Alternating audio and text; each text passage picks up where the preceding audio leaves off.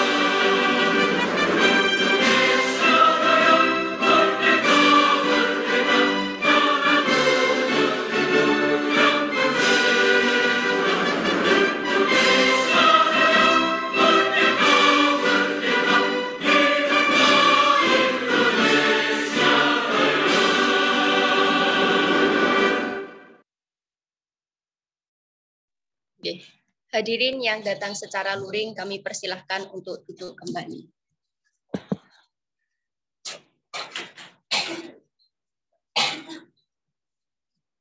Memasuki acara yang ketiga, sambutan serta pembukaan kegiatan dari Kepala Program Studi Bimbingan dan Konseling. Kepada Bapak Dr. Naharus Surur, Magister Pendidikan, kami persilahkan. Terima kasih Mbak Hendah, Bapak dan Ibu sekalian, juga teman-teman mahasiswa. Apakah suara saya ini bisa terdengar dengan jelas? Terdengar, Pak. Baik, bismillahirrahmanirrahim. Assalamualaikum warahmatullahi wabarakatuh. Alhamdulillahirabbil alamin. Puji syukur kita panjatkan kehadirat Allah Subhanahu wa taala, Tuhan yang Maha Kuasa, yang mana pada pagi hari ini masih memberikan kesempatan bagi kita semua untuk bisa bertemu baik secara daring maupun secara luring. Mohon maaf ini Bu Ipah belum bisa menghadirkan ke Solo dan belum sempat main ke Solo gitu. Kemarin ketika di Jogja juga tidak bisa ketemu. Dan yang jelas terima kasih sudah menyempatkan waktu di pagi hari ini. Ya, saya yakin banyak kesibukan yang mesti harus dilakukan, tetapi masih menyempatkan bersama kami semua untuk membahas keterkaitan dengan dua pendekatan pembelajaran ya, yang ini memang menjadi tuntutan untuk bersama-sama harus kita lakukan.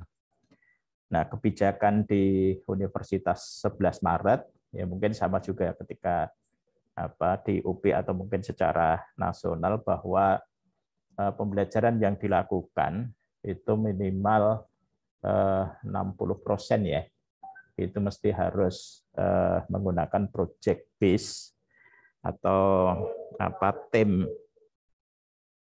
base project gitu ya, dan juga case method gitu. Nah, ini sebetulnya di kami di Prodi BK ini memang masih pelaksanaannya belum begitu clear itu. Jadi yang biasa kami lakukan ya ada sebuah proyek tertentu yang berupa tugas. Nah, kemudian para mahasiswa diminta untuk melakukan proyek itu. Nah, kemudian di akhir kegiatan nanti ya ada mungkin presentasi ya, atau mungkin bentuk pelaporan dan juga pertanggungjawaban dari kegiatan yang dilakukan. Dan memang itu dilakukan dalam beberapa kali pertemuan gitu ya.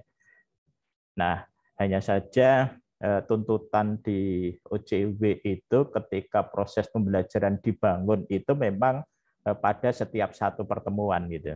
Jadi sehingga ketika bentuknya project base gitu, tetapi ada beberapa tahapan kegiatan atau beberapa minggu itu dilakukan, itu sehingga yang muncul ketika di tahapan pertama itu yang dituliskan di OJW itu bukan project base, tapi mungkin pembelajaran kolaboratif gitu, atau mungkin pembelajaran kooperatif gitu kan, karena memang yang dilakukan saat itu baru pembekalan untuk melakukan project base gitu. Nah, yang lainnya pun juga hampir sama. Jadi ketika mesti harus turun ke sekolah itu biasanya seperti itu juga gitu. Nah, di kesempatan pagi hari ini mohon pencerahannya ya, paling tidak untuk berbagi di UPI kayak seperti apa gitu, sehingga nanti kami dari akhir kegiatan ini mempunyai gambaran yang lebih jelas bagaimana problem base maupun tim base project gitu ya, itu project base itu bisa dilakukan di perguruan tinggi.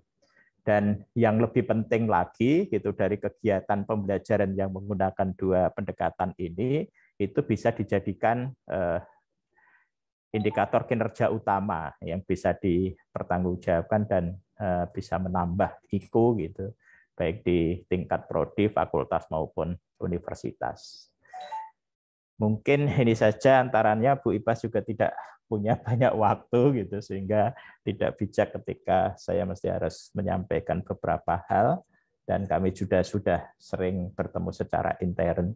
Dan mungkin nanti ini Bu Ipas, tadi saya bel Pak Santoso yang Muria gitu ya.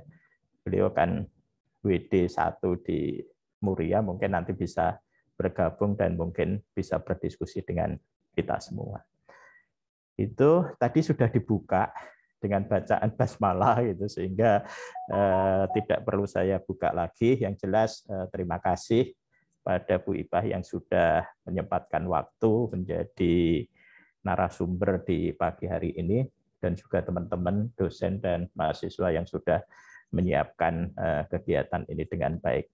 Baik, terima kasih. Saya akhiri. Assalamualaikum warahmatullahi wabarakatuh. Waalaikumsalam warahmatullahi wabarakatuh. Terima kasih Bapak Dr. Naharus Surur. Memasuki acara berikutnya atau acara inti kita pada pagi hari ini, mari kita simak pemaparan materi dari narasumber kita, yang moderatornya juga saya yang memandu, Bunda Ipah. Jadi mohon izin untuk memperkenalkan diri terlebih dahulu. Mas yang satunya tolong dijadikan host. Oh ini, minta tolong kepada Mas Anwar yang bertugas sebagai operator untuk bisa share screen berkaitan dengan CV Bunda terlebih dahulu. Oke. Bunda, mohon izin, ini saya buatkan sedikit berbeda dari yang dikirim oleh Bunda tadi. Pemateri kita pada pagi hari ini, Ibu Dr. Ipah Saripah, Magister Pendidikan. Next, Mas. Oke. Beliau sejak tahun 2001 menjadi dosen di Departemen Psikologi Pendidikan dan Psikologi Pendidikan dan Bimbingan, Program Studi Bimbingan dan Konseling. Selain itu juga mengajar di Pusdikmin Polri dan Sesko AU, serta pernah menjadi konsultan di beberapa institusi pendidikan swasta, telah melakukan kunjungan akademik di Finlandia dan juga Jepang untuk tujuan meneliti identitas profesional guru dan pedagogi perdamaian. Kemudian nanti bagi rekan-rekan yang tertarik untuk menindaklanjuti dari apa yang disampaikan oleh Bunda, bisa disampaikan ke alamat email tersebut, IG-nya Bunda Ipah. Kemudian riwayat pendidikannya dari S1, S2, S3 cukup konsisten begitu nggih Bunda nggih, cinta dengan UPI, jadi di Universitas Pendidikan Indonesia untuk S1, S2 dan juga S3-nya. Lulus S3 tahun 2010. Saat ini beliau menjabat sebagai Kepala Program Studi Bimbingan dan Konseling di FIP UPI. Berikutnya Mas Anwar. Ini hasil karya beliau secara internasional, begitu publikasi-publikasi internasionalnya. Teman-teman nanti bisa lihat di Scopus yang ada. Yang jelas kalau untuk publikasi nasionalnya juga jauh lebih banyak ya Bunda, sudah ada puluhan publikasi-publikasinya. Saya kira seperti itu penjelasan awal terkait dengan pemateri kita pada pagi hari ini. Terima kasih Mas Anwar. Selanjutnya saya beri kesempatan kepada Bunda untuk menyampaikan materinya. Silahkan Bunda. Iya, baik. Terima kasih Mbak Indah. Aduh, mohon maaf saya akrabnya memanggil Mbak Indah aja ya. Ya. Bismillahirrahmanirrahim. Assalamualaikum warahmatullahi wabarakatuh. Yang saya hormati Prodi Bimbingan dan Konseling FKIP Universitas 11 Maret, Bapak Dr. Naharus Surur MPD. Ini sahabat saya sejak lama, sama-sama teman seperjuangan dulu di S3 dan di beberapa aktivitas. Ibu Ma'rifatin Indah Khalili MPD selaku moderator, pembawa acara, ini juga sama-sama teman seperjuangan di salah satu komunitas ya, Mbak Indah. Yang saya hormati juga Bapak dan Ibu dosen Prodi Bimbingan dan Konseling di FKIP Universitas 11 Maret. Salam hangat saya untuk Ibu dan Bapak semua. Dan tentu saja yang saya banggakan adalah teman-teman mahasiswa ya, Prodi BKFKIP WNS, ini semua angkatan saya lihat ya yang hadir lumayan banyak. Selamat pagi dan salam sejahtera Ibu dan Bapak. Senang sekali saya pada kesempatan pagi hari ini bisa bertatap maya bersama Ibu dan Bapak juga teman-teman mahasiswa semua. Permintaan maaf dari Pak Naharus saya terima karena belum mengundang saya langsung ke Solo ya. Insya Allah ke depannya mungkin ya di kesempatan yang lain bisa silaturahim langsung, tapi tentu saja tidak mengurangi makna bahwa hari ini kita akan sama-sama case method gitu ya, pembelajaran case method dan project based learning ini. Kalau di kami di UPI yang menyebutnya case method dan PBL gitu ya, project based learning. Saya mohon maaf sebelumnya ini tadinya sudah menyanggupi akan sampai pukul 11 gitu, tapi ternyata secara dadakan hari kemarin Pak Dekan menugaskan saya untuk menerima kunjungan benchmark dari Surabaya, Pak Naharus dari UNESA, ingin berdiskusi lebih lanjut mengenai pengelolaan mata kuliah MKDK gitu ya, MKDK, dan juga diskusi mengenai kajian ilmu-ilmu pendidikan. Jadi semua ketua prodi harus hadir dan acaranya pukul 8.30 sampai pukul 11 gitu. Jadi saya izin mungkin nanti waktunya tidak terlalu lama, tapi mudah-mudahan dari waktu yang sedikit ini ada beberapa hal yang bisa kita peroleh bersama. Ibu dan Bapak juga teman-teman, sebetulnya kalau ditanya apakah di UPI khususnya di Prodi BK sudah menerapkan case method dan PBL, saya bisa menjawabnya ya dan tidak gitu ya. Iya, yang baru ya sudah kita laksanakan juga pada beberapa mata kuliah. Mayoritas bahkan pada mata kuliah ini apa kami ampu dan kami laksanakan di Prodi BK. Tapi disebut tidaknya mungkin karena tidak disadari juga bahwa oh yang begitu toh yang disebut dengan PBL gitu ya. Dibuat lebih formal.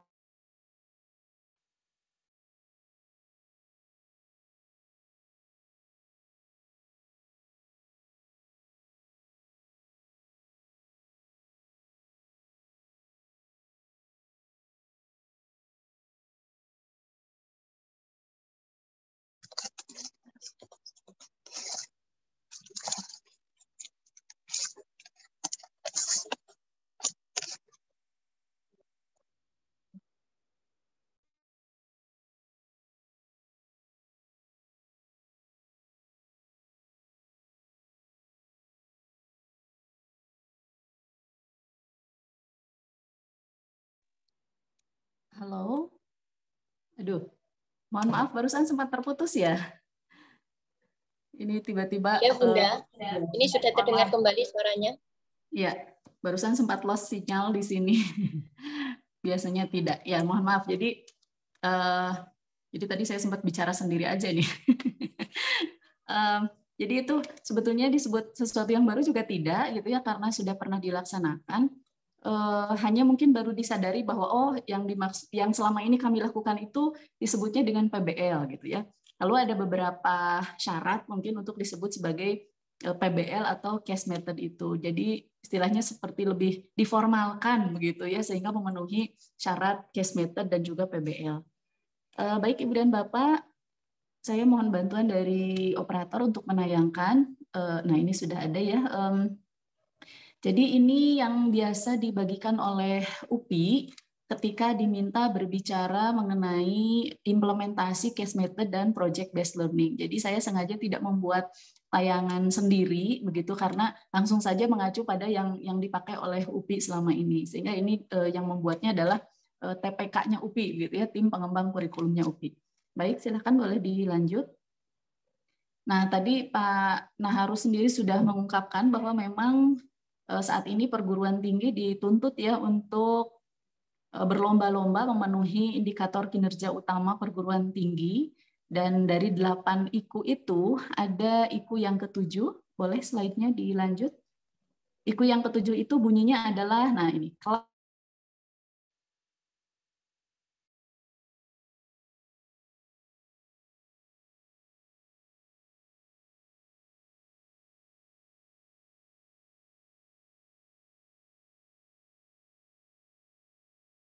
menggunakan metode case method, boleh dilanjut lagi, dan juga team based project atau project based learning gitu.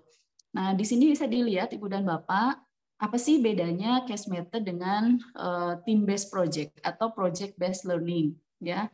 Jadi pada case method itu mahasiswa berperan sebagai protagonis gitu ya, sebagai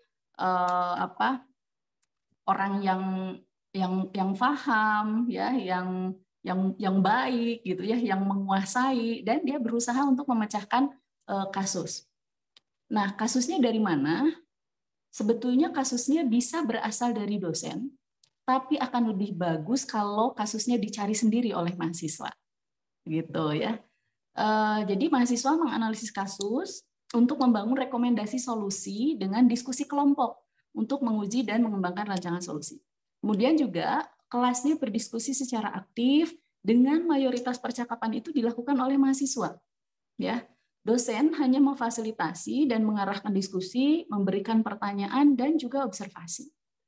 Itu case method gitu ya. Jadi kata kuncinya ada kasus tidak yang muncul di kelas tersebut.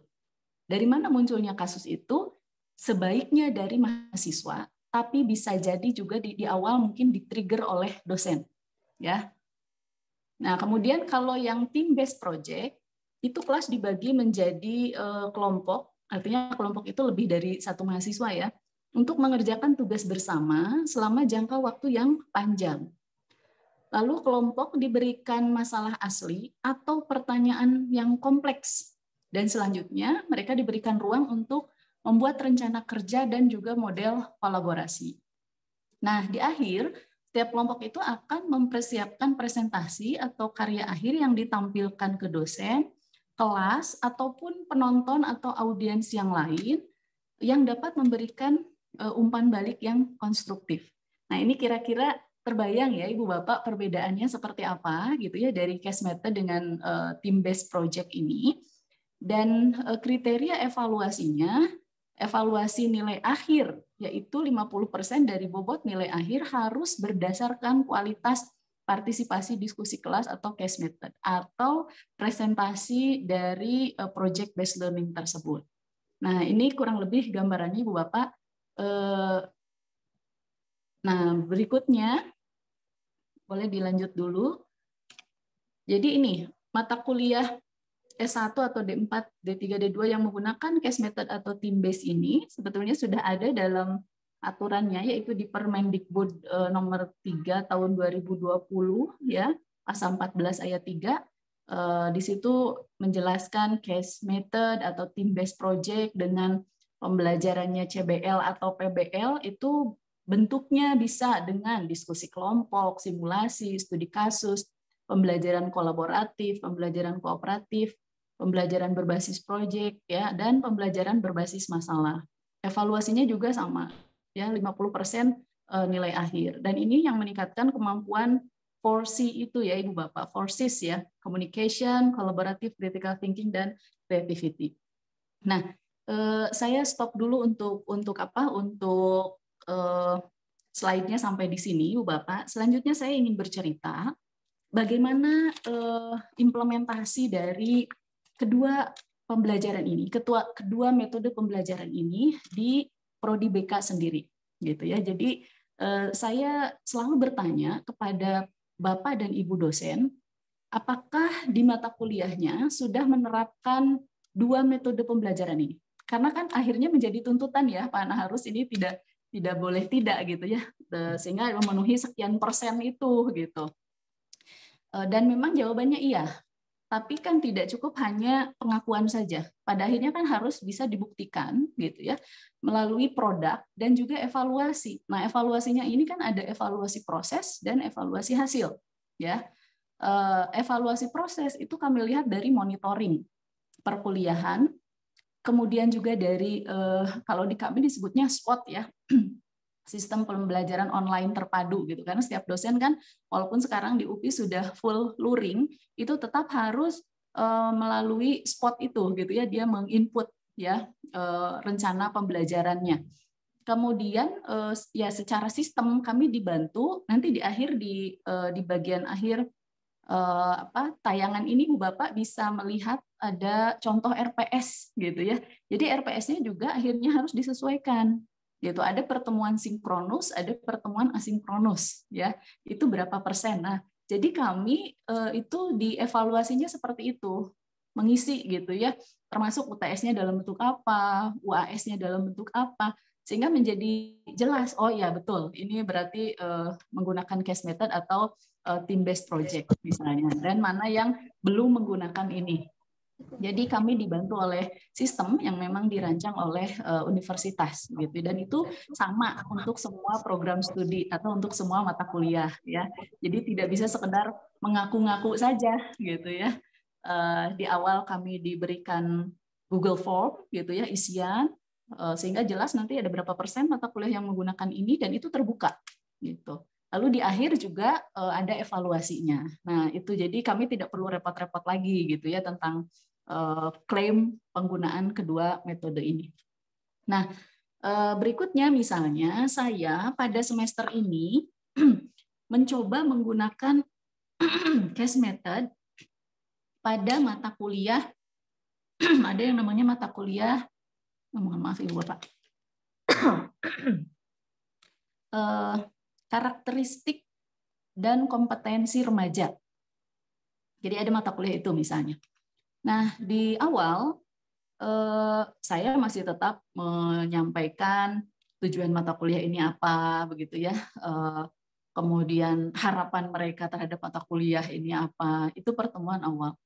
Lalu sudah saya sampaikan bahwa nanti yang akan lebih banyak aktif adalah mereka sendiri. Ini mahasiswa semester 3 ya Ibu Bapak ya. Lalu di pertemuan kedua saya memberikan satu kasus, karena ini remaja mata kuliahnya, misalnya gini. Teman-teman pernah dengar Citayam Fashion Week gitu ya. Terus mereka jawab, "Oh iya, Bun, pernah, Bun. Apa yang teman-teman ketahui tentang Citayam Fashion Week?" Wah, mereka cerita gitu kan. Terus siapa tokoh atau figur yang mendadak jadi viral dari Citayam Fashion Week? Oh, ada JJ, ada Kurma, ada Bunge, ada Roy gitu kan mereka sebutkan. Baik, menurut teman-teman bagaimana figur dari bagaimana karakteristik dari keempat orang remaja tersebut gitu ya. Terus mereka saling diskusi gitu. Nah, setelah mereka diskusi, oh iya ya ternyata karakteristik remaja itu seperti itu. Kalau begitu apa sih sebetulnya yang dimaksud dengan karakteristik gitu ya. Mereka menjawab misalnya karakteristik itu ciri khas gitu ya. Itu setelah melalui sebuah proses diskusi yang aktif. Lalu saya minta di pertemuan ketiga itu untuk, nah dengan cara yang sama seperti ini, teman-teman silahkan cari kasus-kasus yang menurut mereka menarik mengenai remaja, ya, dan itu akan dibahas di setiap pertemuan. Tapi dikelompokkan misalnya menjadi berdasarkan aspek fisik, gitu ya, lalu sosial, emosional, bahasa, keagamaan sampai kepribadian gitu ya, seperti itu. Nah, kemarin pertemuan ketiga di kami itu mereka memunculkan beragam kasus. Baik yang positif maupun yang negatif. Misalnya, fenomena kelitih di kalangan remaja gitu. Saya bertanya, menurut teman-teman, apakah fenomena kelitih ini layak untuk diangkat sebagai kasus di kelas kita? Oh iya layak Bu, karena begini gitu kan alasannya. Oke, terima kasih. Kemudian ada juga remaja berprestasi meraih 85 medali misalnya gitu kan. Ini layak atau tidak? Layak karena apa? Ini gitu. Nah, jadi mereka sudah punya sekian kasus yang mereka peroleh sendiri, mereka tentukan sendiri ini yang layak dan ini yang tampaknya bisa dipending dulu. di pertemuan berikutnya itu sudah dirancang. Ketika satu kelompok presentasi, ya, yang lain akan memberikan analisis terhadap kasus itu dari beragam aspek atau dimensi-dimensi perkembangan, gitu kan? Sehingga sebetulnya tugas dosen, gitu ya, khususnya saya, itu menjadi lebih ringan. Biarkanlah mereka aktif, ya, biarkanlah mereka aktif menganalisis. Sampai di akhir itu tolong berikan rekomendasi, misalnya ya, remaja itu mesti bagaimana supaya tidak terjebak pada kasus seperti ini, atau untuk mengembangkan kemampuannya yang seperti ini, misalnya. Sudah, dalam pandangan saya itu sudah termasuk case method, gitu, ya. Nah, berikutnya yang project based learning. Di mata kuliah dasar-dasar BK semester 1. Mereka kan baru masuk ya, mereka baru masuk. Belum paham betul BK itu apa. Tapi mereka pasti sudah pernah punya impresi atau kesan, ya, dan juga persepsi, ya, tanggapan terhadap guru BK mereka waktu di SMP atau di SMA. Nah, setelah pertemuan pertama itu diberitahu, biasa masih ada orientasi perkuliahannya gitu. Lalu mereka diminta untuk berdiskusi, apa sih sebetulnya impresi mereka terhadap guru BK. Pada akhirnya akan terdapat 3 kelompok, ya. Kelompok yang pro, gitu ya, dengan mengatakan guru BK itu sangat baik hati, guru BK itu bagai malaikat, misalnya, dan seterusnya. Kelompok yang kontra, karena pernah bermasalah, misalnya, atau bagi kami guru BK itu masih seperti polisi sekolah, misalnya, ya. Dan kelompok yang netral. Netral artinya mungkin mereka pernah punya pengalaman yang kurang mengenakan dengan guru BK-nya, tapi kemudian katanya, pas saya di akhir, itu kalau nggak ada guru BK, saya nggak tahu deh mesti gimana, misalnya gitu ya, memilih kelanjutan studi. Jadi setidaknya ada 3 kelompok. Nah, terlepas dari 3 kelompok itu, lalu masing-masing akan membuat kampanye BK, guru BK asyik, guru BK menyenangkan. Boleh dengan membuat tayangan video, boleh dengan membuat poster, gitu ya, boleh dengan membuat lukisan, boleh membuat cerpen singkat, gitu ya. Dan itu akan dipresentasikan, lalu di akhir diposting di media sosial. Media sosial mereka masing-masing dengan men-tag kami selaku dosennya, gitu. Ketika mereka presentasi hasil karyanya, itu kan akan ada pertanyaan dari sesama teman-temannya. Mengapa sih kok membuat video seperti itu, gitu ya? Apa yang melatar belakangi, gitu. Terus menurut kamu guru BK itu seharusnya bagaimana, gitu. Lalu nanti kita dosen boleh mengomentari, misalnya dengan masuklah karakteristik guru BK yang ideal itu seperti apa, gitu ya, kompetensinya bagaimana, prinsip-prinsip dalam memberikan layanan itu seperti apa. Seperti itu, Ibu dan Bapak. Jadi proyeknya apa? Ya proyeknya tadi membuat kampanye guru BK yang asyik, misalnya, ya. Judulnya akan seperti itu, tapi mereka akan membuat dengan cara yang seperti apa, silahkan, ya. Nah, itu menurut saya project based learning, gitu ya. Jadi ada produk yang dihasilkan dan itu jelas bisa dilihat oleh orang banyak. Salah satu penilaiannya bagaimana mereka akan saling memberikan komentar yang positif di media sosial mereka satu sama lain. Jadi ketika A misalnya memposting karya mereka, yang lain itu akan memberikan komentar yang bagaimana. Sehingga terjadi aktivitas mahasiswa itu bukan hanya di dalam kelas, tapi juga melalui media sosial, gitu. Dan itu hasil evaluasinya sangat menyenangkan bagi mahasiswa semester 1. Ya. Walaupun di satu sisi mungkin dosen juga, ini mereka belum punya basic yang memadai gitu ya tentang BK-nya, tapi mereka akan lebih terlibat secara real, mereka punya gagasan, mereka bisa menghasilkan sesuatu, dan menurut saya itu juga tidak kalah berharganya dari mereka memperoleh transfer of knowledge dari dosennya semata. Begitu Ibu dan Bapak ya. Nah,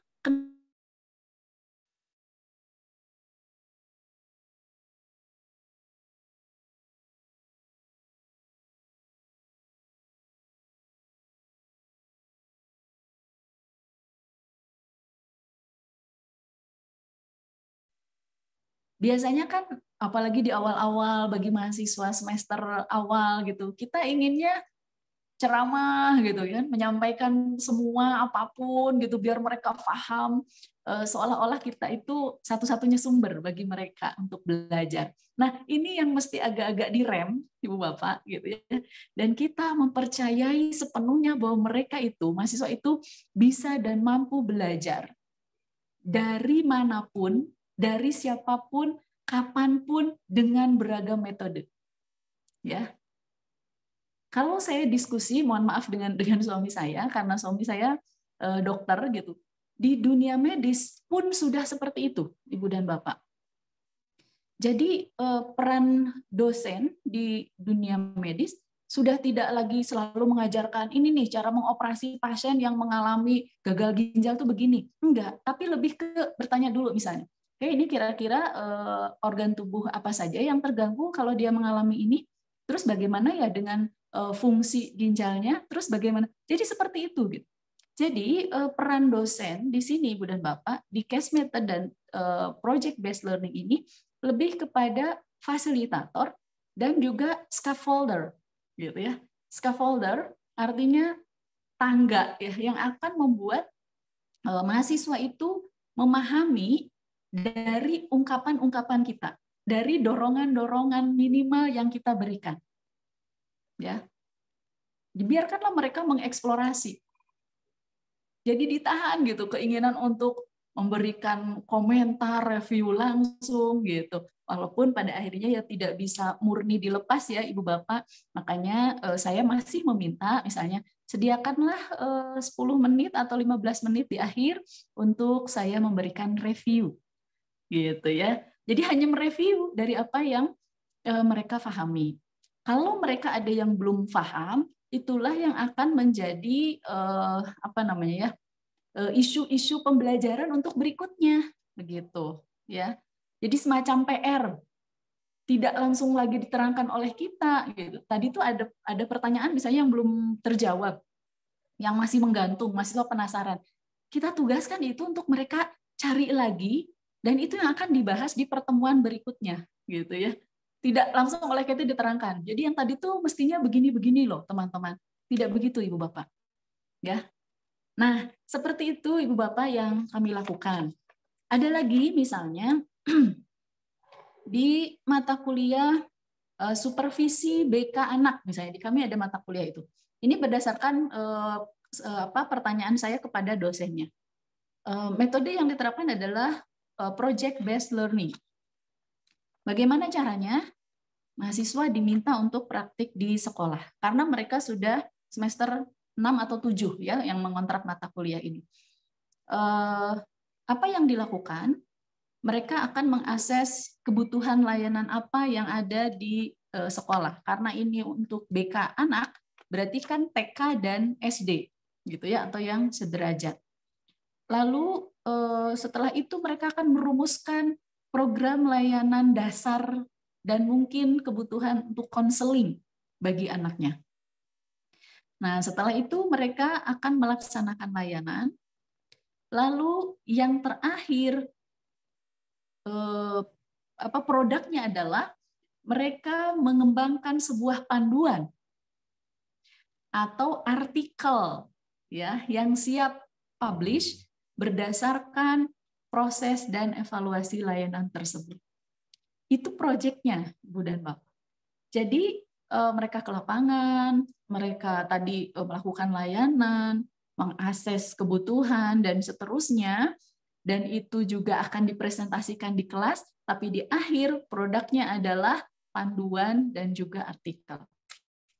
Nah, ini hampir berlaku di semua mata kuliah yang memang muatannya praktik, gitu ya. Jadi proyeknya mesti ada apa nih?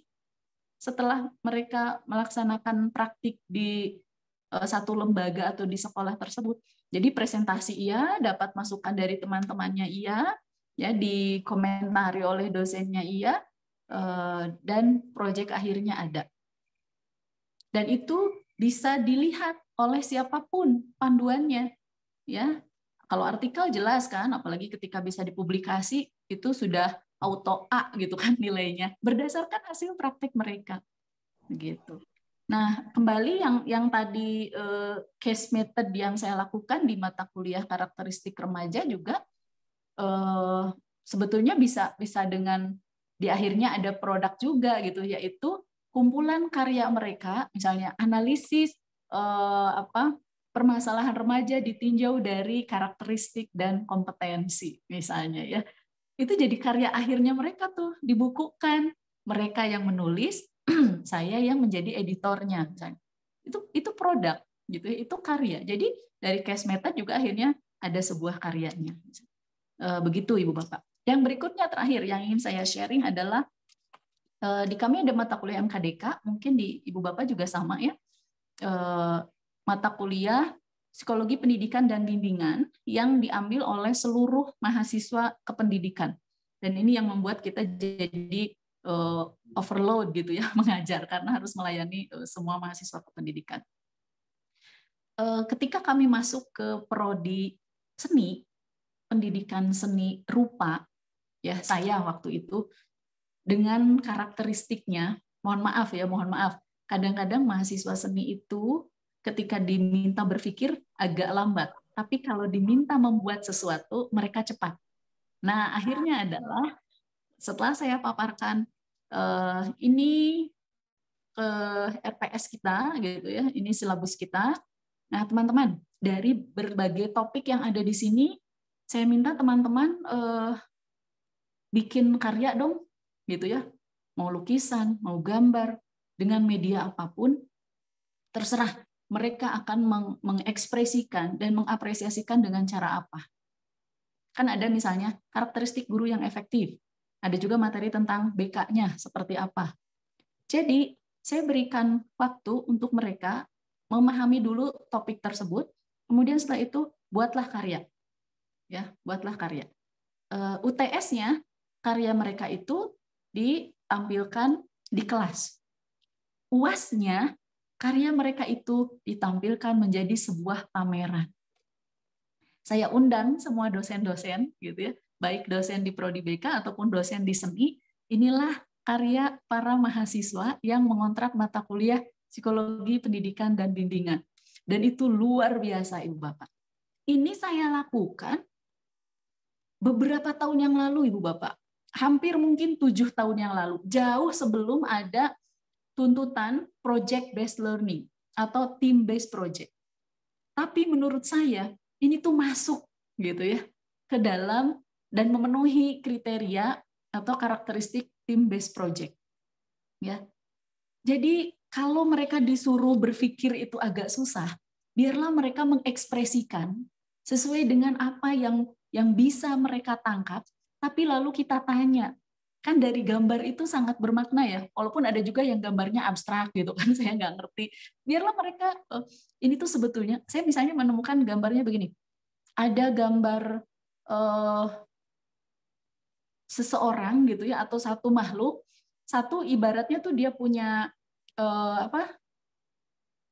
tanduk ya Ibu Bapak ya, dia punya tanduk dengan mata yang merah, sebelah tuh, yang satu lagi kayak punya sayap gitu ya malaikat.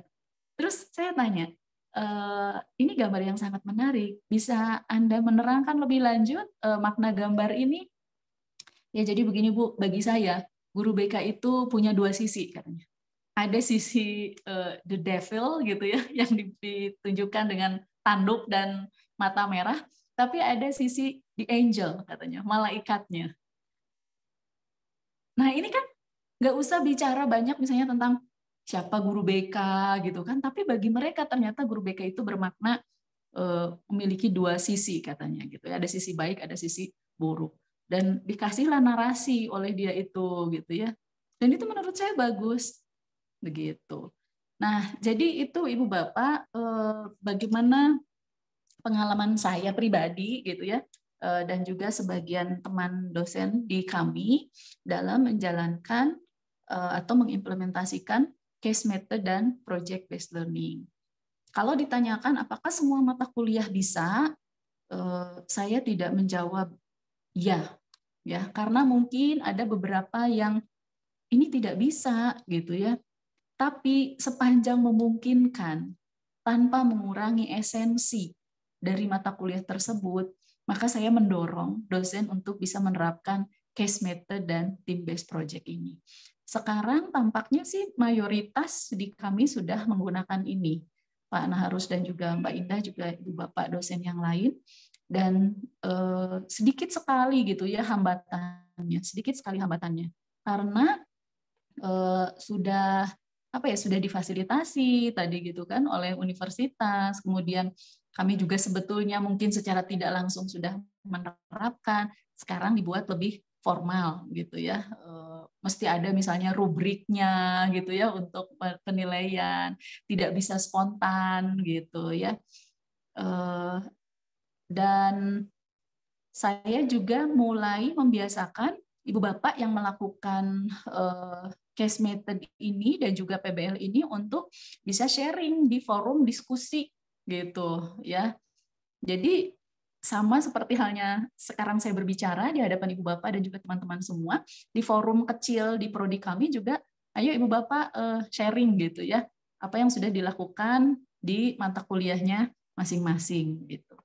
Nah, untuk tayangan nanti bisa dibaca ya Ibu Bapak, karena itu cukup banyak, ada 35 slides, tapi di akhir juga di situ dicantumkan contoh RPS-nya seperti apa, tahapan-tahapan gitu ya ketika melaksanakan kedua metode ini seperti apa, contoh proyeknya yang bagaimana, lembar penilaiannya. Jadi lembar penilaian ini Ibu Bapak bisa beragam, bisa berupa catatan harian gitu ya atau logbook. Artinya kita minta mahasiswa itu menulis gitu apa yang dia lakukan ya sehari-hari. Kemudian ada juga jurnal refleksi atau lembar kegiatan, bisa berupa laporan kelompok, bisa berupa produk tadi ya.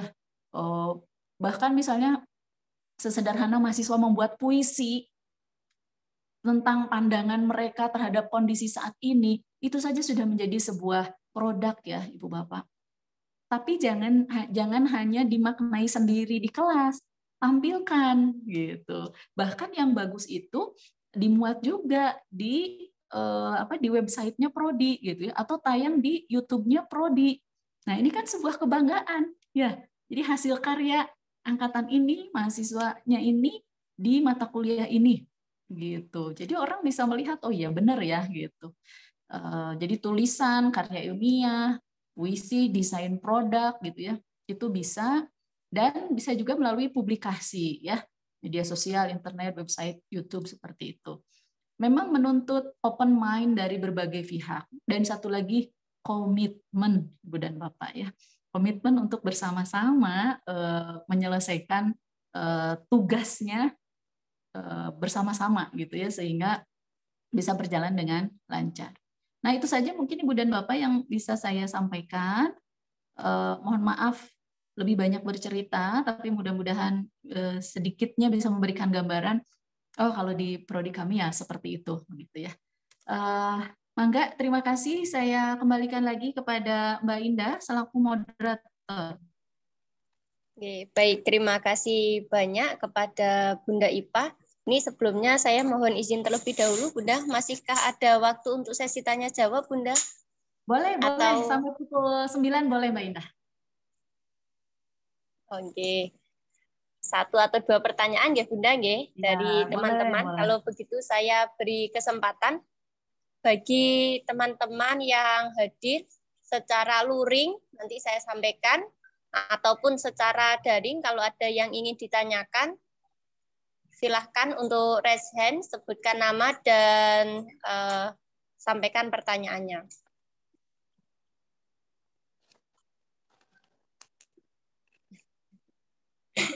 Silahkan bagi teman-teman.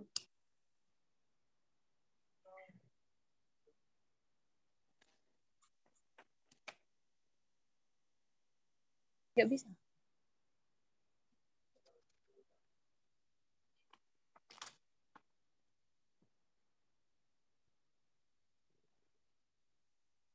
Saya ulangi lagi, bagi teman-teman, baik yang hadir secara luring di ruang lab ini, maupun yang hadir secara daring,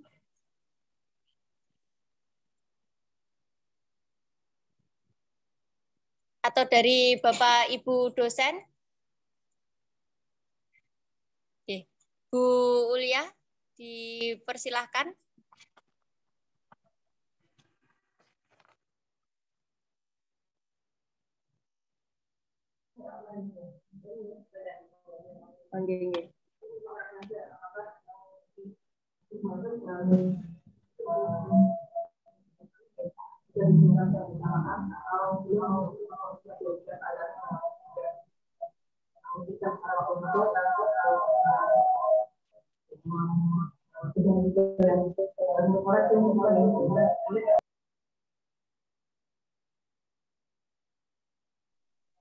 Oke, terima kasih Bunda. Ini ada pertanyaan dari Bu Ulia, dosen kita.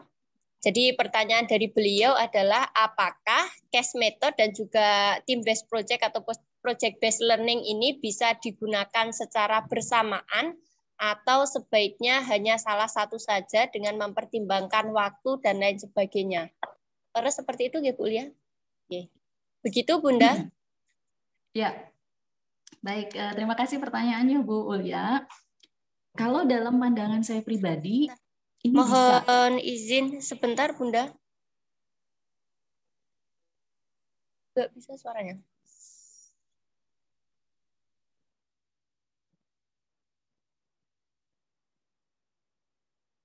Sudah Bunda?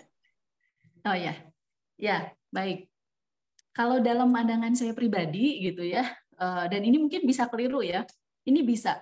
Seperti halnya tadi saya sampaikan, saya awalnya hanya case method saja lah gitu ya ke mahasiswa itu.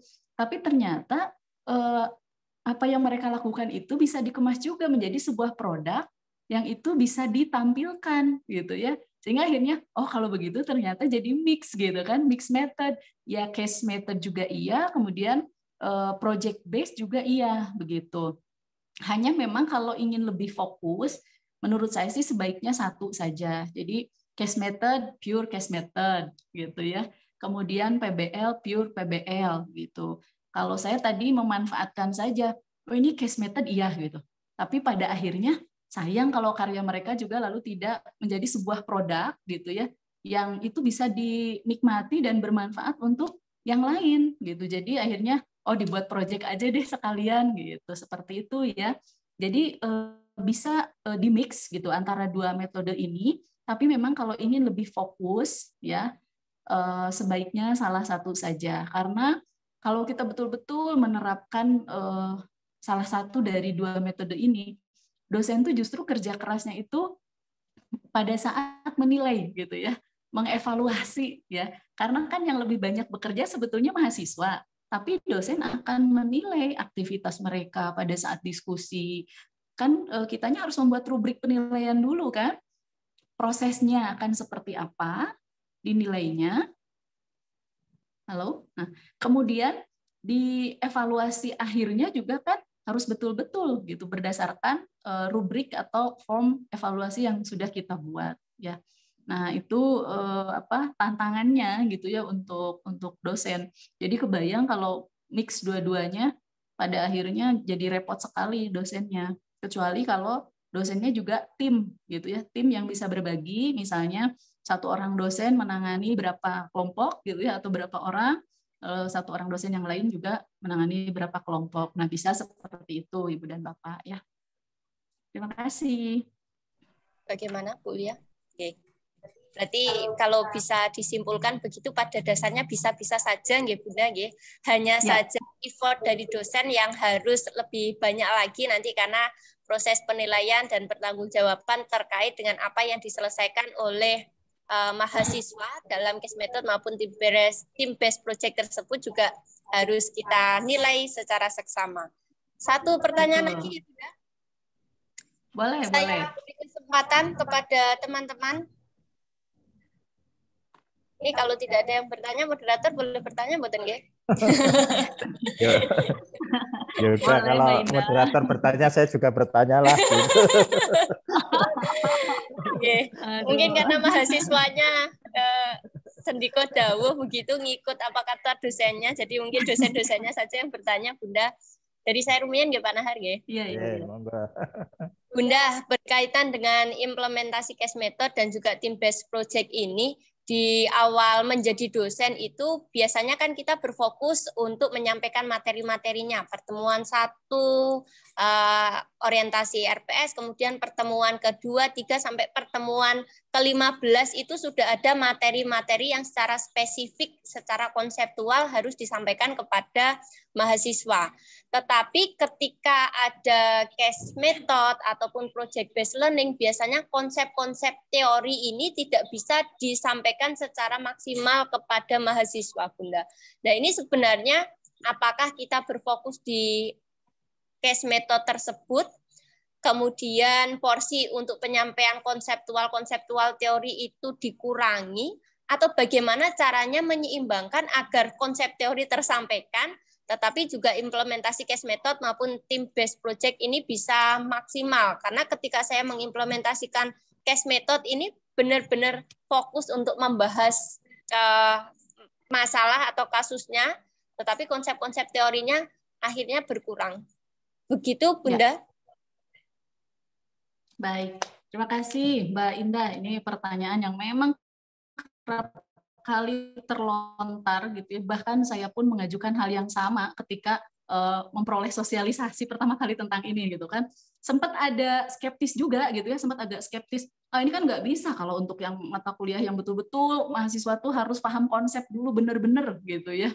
Awalnya seperti itu. Tapi kemudian saya disadarkan setelah melalui proses diskusi dengan banyak pihak bahwa justru sekarang ini tantangan bagi dosen adalah bagaimana memberikan ruang bahwa mahasiswa itu bisa memperoleh pengetahuan, pemahaman, dan jawaban atas beragam permasalahan itu sendiri.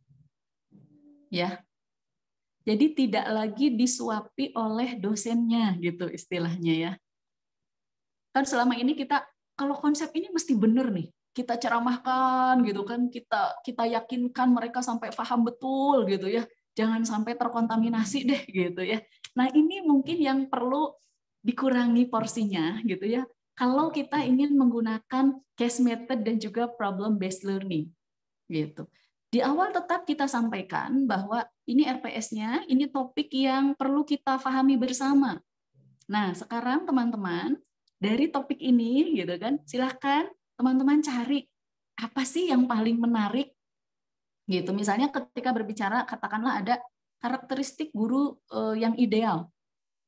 Terus mereka, Bu, kemarin kan ada misalnya guru yang walaupun keliru ya pemahamannya, yang memaksa siswanya pakai jilbab misalnya, karena mereka tahu kan dari kasus ya gitu, mereka dengar dari berita, oh ya betul. Nah kalau begitu kita kaji bersama, mari apakah ketika guru tersebut ya memaksa misalnya siswanya memakai jilbab itu mencerminkan karakteristik guru yang efektif.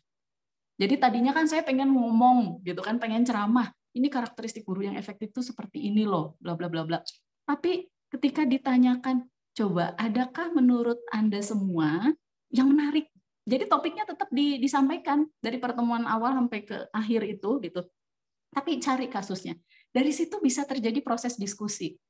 Ya, kan bisa bahkan di berbagai metode untuk CM itu kan ada debat misalnya gitu ya, ada tekniknya debat, macam-macam tekniknya. Ada yang pro dan ada yang kontra. Kalau yang pro gimana? Yang kontra gimana? Dari situ akhirnya kita bisa mengambil sebuah kesimpulan. Ya. Nah, simpulan itu kan diperolehnya dari mereka mengungkapkan pendapatnya gitu, bahwa ternyata versi mereka karakteristik guru yang efektif itu yang begini gitu. Kita boleh nanti di akhir menambahkan sedikit saja. Nah, itu yang dimaksud kita percaya bahwa mereka itu bisa memperoleh pengetahuan dari manapun, bahkan dari mereka sendiri gitu. Kemampuan mereka untuk mencari, berpendapat. Kita di akhir kalaupun ada yang diluruskan, luruskanlah gitu ya, tapi tidak mendominasi. Ya seperti itu Mbak Indah. Jadi konsep tetap gitu ya, konsep tetap akan tersampaikan, hanya metodenya. Jadi dominasi dosen menyampaikan sesuatu itu akan dikurangi. Kita percayalah gitu tadi ya, bahwa mahasiswa itu akan bisa memperoleh dengan kemampuan mereka sendiri, tapi dengan fasilitasi dari kita gitu. Dan ini kan yang dimintakan di sekarang ini kan dengan ruh MBKM itu begitu ya, mahasiswa bisa belajar dari manapun gitu kan, bahkan mohon maaf misalnya dari bidang ilmu yang menurut kita nggak nyambung sekalipun gitu ya, itu justru yang akan memperkaya mereka gitu ya. Bahkan kitanya juga akhirnya jadi banyak belajar loh Ibu dan Bapak. Wah ternyata mereka itu ketika diberi kebebasan untuk mencari gitu ya, banyak loh gitu. Tinggal tadi bagaimana mereka bisa menganalisis, bagaimana diluruskan sedikit-sedikit, dan kita tetap menghindari judgement gitu ya. Misalnya jawaban dia itu salah sepertinya gitu, tapi kan tidak langsung disalahkan.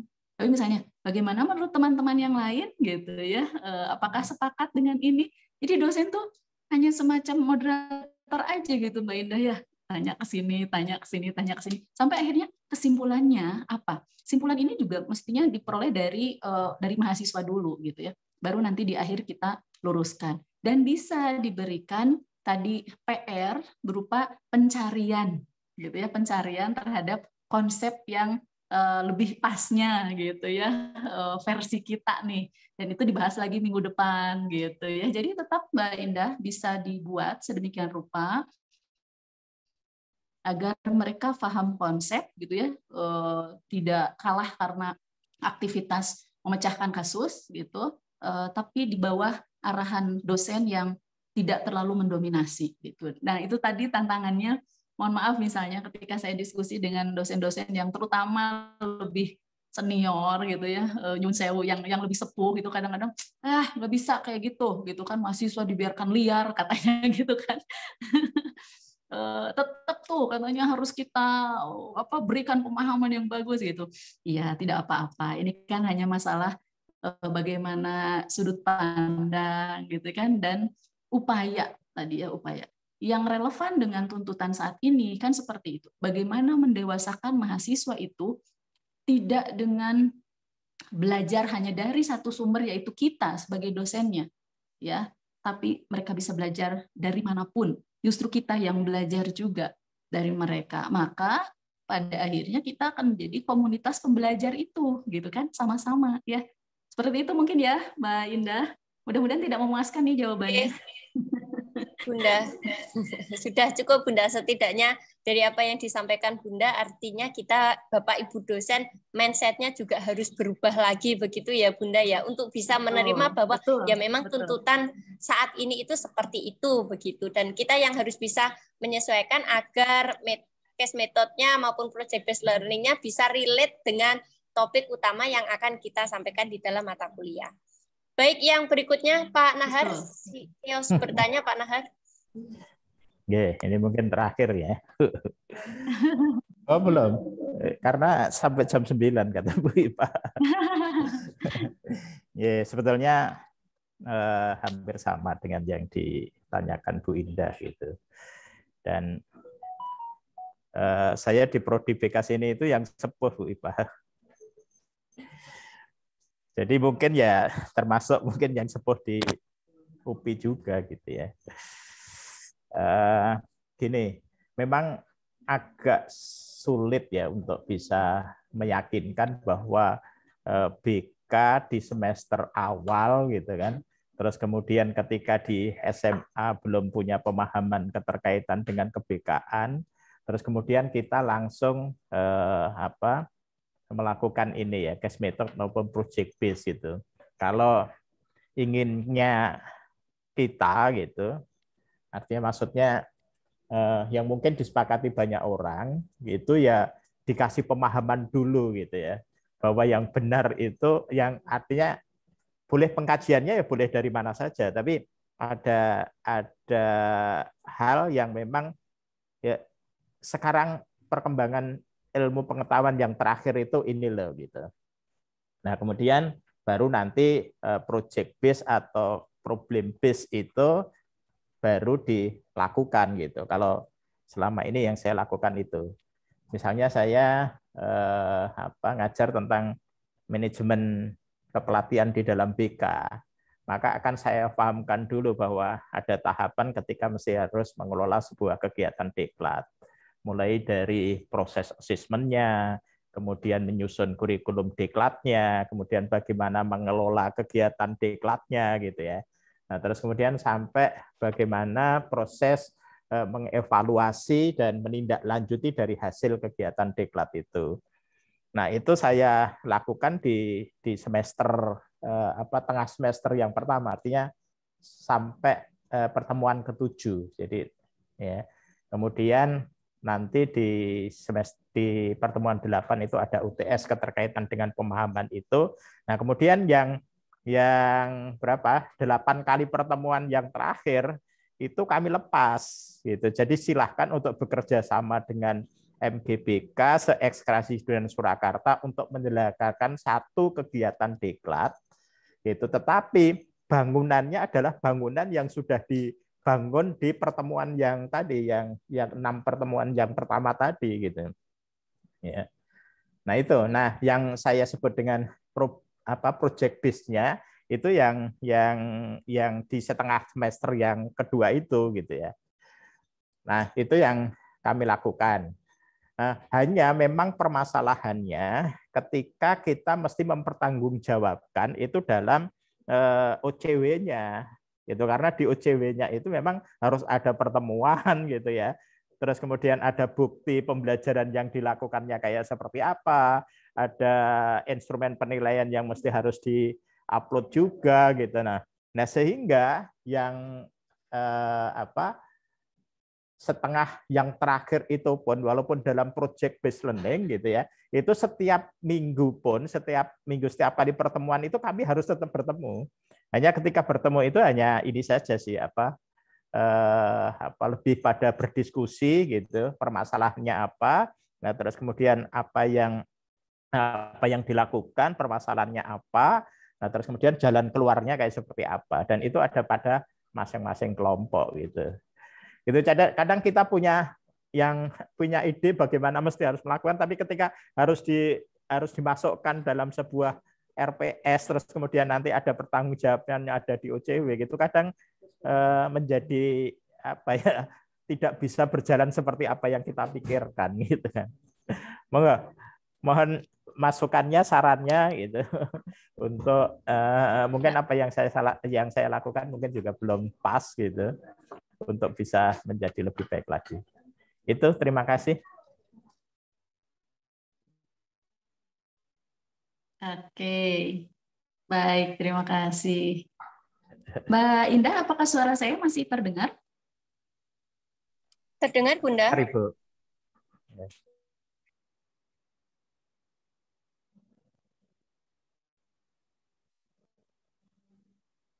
Halo? Terdengar. Masih terdengar, Bunda?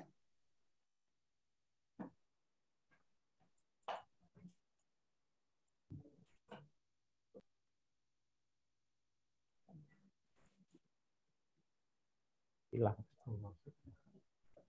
Malah hilang. Halo, Mbak Indah. Oke, masih sudah terdengar kembali Bunda? Oke, iya. Barusan sempat ini lagi ya, terlempar lagi sayanya. Ya baik, pertanyaan dari Pak Naharus saya bisa menangkap walaupun tadi sempat terputus-putus. Jadi intinya memang tidak selalu mudah ya untuk menerapkan case method dan juga PBL ini secara full gitu ya, apalagi bagi mahasiswa semester awal ya. Sehingga di kami itu ada pilihan ya, ada pilihan apakah misalnya di perkuliahan tersebut menggunakan sebagian kecil case method gitu ya, katakanlah sepertiganya gitu ya, atau 50-50, ada case methodnya, ada yang masih misalnya menggunakan metode konvensionalnya gitu ya, atau full case method dan PBL.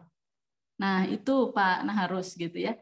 Jadi ada mata kuliah tertentu yang mungkin bisa sih diterapkan PBL tapi atau case method tapi sedikit sajalah gitu. Tadi misalnya dirancang di awal gitu karena untuk memberikan mereka pemahaman yang benar gitu ya, yang benar dan perlu mendalam masih oleh dosen misalnya ya mayoritasnya. Setelah itu baru ada penerapan case methodnya. Itu berarti kan yang sebagian kecil atau yang 50-50 tadi seperti yang dirancang oleh Pak Naharus, atau ada yang full. Monggo Ibu Bapak, pada akhirnya kita akan sangat menyesuaikan dengan ragam tuntutan gitu ya, kondisi, dan ada fleksibilitas juga begitu. Kalau memang sangat tidak dimungkinkan untuk diterapkan itu ya tidak perlu dipaksakan Ibu Bapak ya. Yang punya pertimbangan itu kan pada akhirnya dosen gitu ya, termasuk prodinya apakah memungkinkan atau tidak gitu. Kan tadi ada ukuran minimal yang menerapkan berapa persen, nah terpenuhi saja itu gitu ya. Yang tidak menggunakan pun tidak menjadi berdosa kan sebetulnya gitu ya. Toh mahasiswa pernah mengalami gitu ya, memperoleh penerapan case method dan project based learning ini di mata kuliah yang lain bersama dosen yang lain misalnya seperti itu. Jadi kita tidak perlu memaksakan gitu ya, tidak harus rigid juga gitu, tapi fleksibel saja menyesuaikan pada mata kuliah apa yang mungkin bisa diterapkan dan tadi penerapannya apakah sebagian kecil 50-50 atau full gitu. Itu disilahkan gitu. Tapi sebaiknya itu diketahui juga oleh prodinya gitu ya. Sehingga ketika ada pendataan gitu atau supervisi ya, berapa persen mata kuliah yang menerapkan ini gitu, bentuknya seperti apa, nah kita jadi tahu gitu sebagai bentuk pertanggungjawaban gitu mungkin ya Pak Naharus.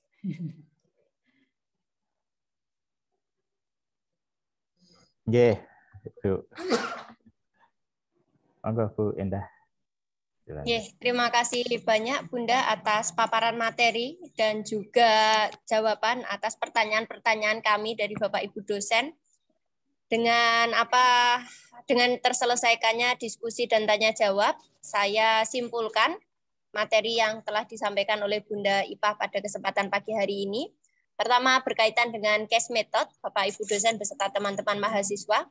Pada dasarnya, case method ini bisa diimplementasikan dalam kegiatan pembelajaran. Kasus yang diberikan bisa dari Bapak Ibu dosen, tetapi juga alangkah lebih baiknya kita bisa mempertimbangkan atau memberikan kesempatan kepada mahasiswa untuk mencari sendiri kasusnya, menemukan sendiri kasusnya, lalu kemudian diidentifikasi oleh mahasiswa. Pelaksanaan case method bisa dilakukan dalam beberapa kali pertemuan.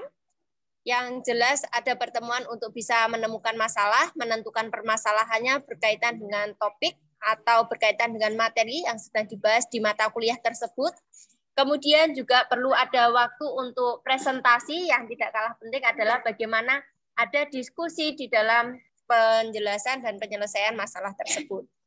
Implementasi team-based project atau project-based learning juga demikian, yang jelas dari masing-masing metode ini ditentukan kembali dari mata kuliah.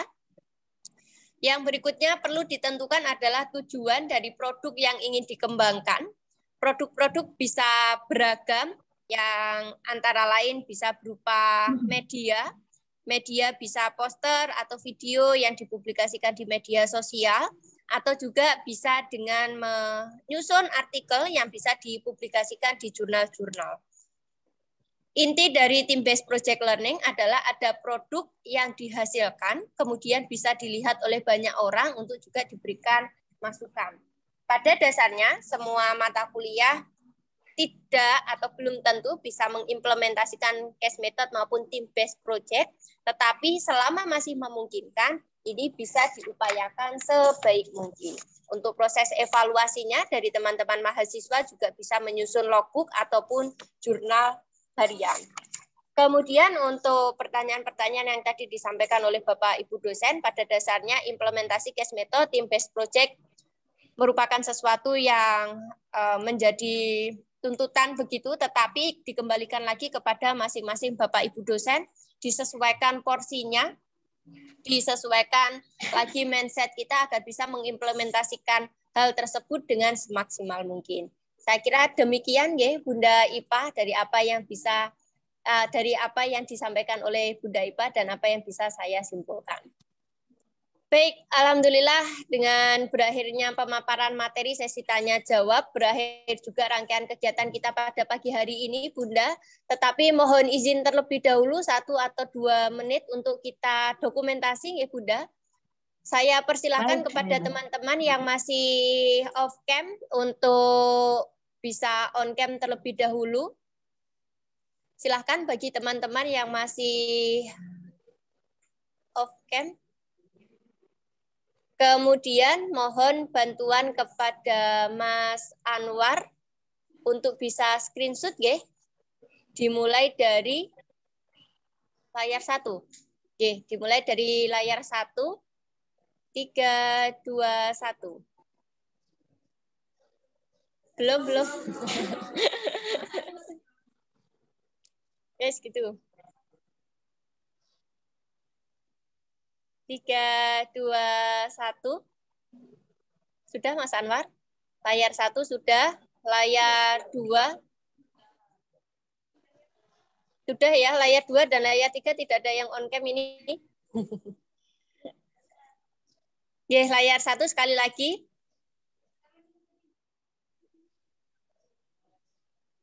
Tiga, 2, 1. Oke, baik dari Bunda Ipa ada closing statement atau sampun nggih Bunda? Ada yang ingin disampaikan? Ampun Mbak Indah, terima kasih. Terima kasih Oke, Bu Bapak. terima kasih banyak atas Bunda kesempatannya. atas materinya yang luar Ibu. biasa.